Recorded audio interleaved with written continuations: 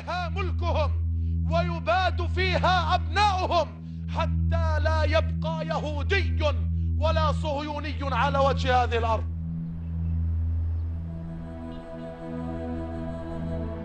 Beneath the extravagant dome of the rock is a large slab of rock. According to Jewish tradition, it was upon this very rock that God asked Abraham to sacrifice Isaac. The Bible, however, tells us that God, having given Abraham this unusual test of obedience, then intervened and provided a substitute sacrifice in the form of a ram. In time, according to the biblical account, this sacred site also became God's preferred location for Israel's holy temple, what became over time the symbolic heart of Israel's relationship with God. In recent years, the followers of Islam have offered a different account of the history of this sacred site. أن هناك رؤية لأن يكون مكانها قدس الأقداس في الهيكل المزعوم، وهو مجرد وهم بالمناسبة، لا يوجد له أي أثر لا في الأثريات ولا في وأسطورة. Muslim tradition argues that there never was a Jewish temple on this site. Muslims also claim that it wasn't Isaac who was about to be sacrificed, but Ishmael, Isaac's older brother and Abraham's firstborn son by Hagar, the Egyptian servant of his wife Sarah. What is curious about this ongoing debate is that in the Quran, there is not a single mention of Jerusalem. The Jewish Tanakh, on the other hand, or Old Testament, as it is called in the tradition of Christianity, has literally hundreds of references to Jerusalem, many making specific mention of the temple and the sacred ground on which it stood.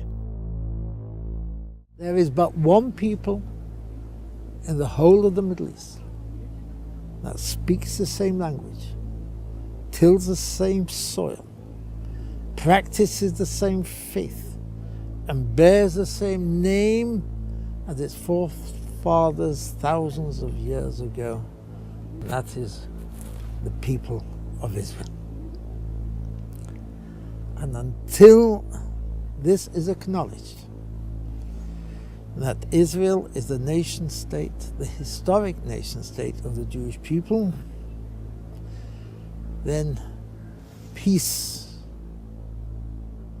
as it is understood the word peace, peace is a relationship on the frontier between the United States and Canada. That's peace. Until that is acknowledged by our neighbors, we will never know real peace.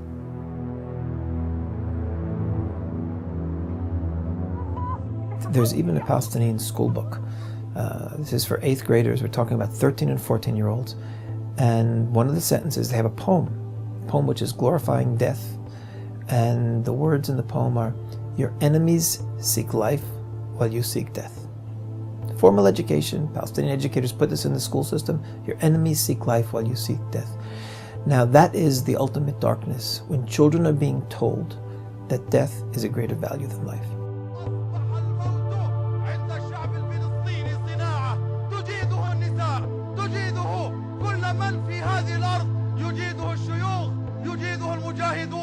ويجيده الأطفال، لذلك شكلوا دروعا بشرية من النساء والأطفال والشيوخ والمجاهدين ليتحدوا بذلك آلة القصف الصهيونية، وكأنهم يقولون للعدو الصهيوني إننا نحرص على الموت كما تحرصون على الحياة.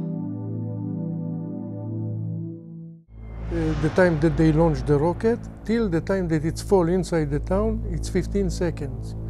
If you cannot get shelter in 15 seconds, it can be different between to live or to die here. And this atmosphere was 8 years. 8 years people that born here in the last 8 years, they don't know other reality. They know only what is red color. This is the first word that they know how to do, what to say. People that born here in the last 8 years, all over the world they know to say daddy and mom, the first words.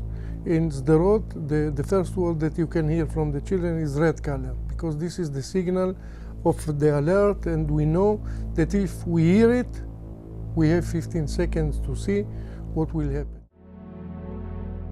The problem all Palestinians face is that they have become the victims of extremist elements and terrorist militias who have indoctrinated the population by demonizing Israel as the primary hindrance to Palestinian political aspirations.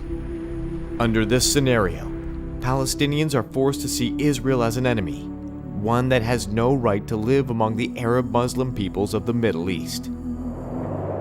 4 millennia have come and gone since God first called Abraham. Much has happened to the people of Israel during this time, but one thing has never changed: their calling to be a reflection of God's light in a world that knew not God.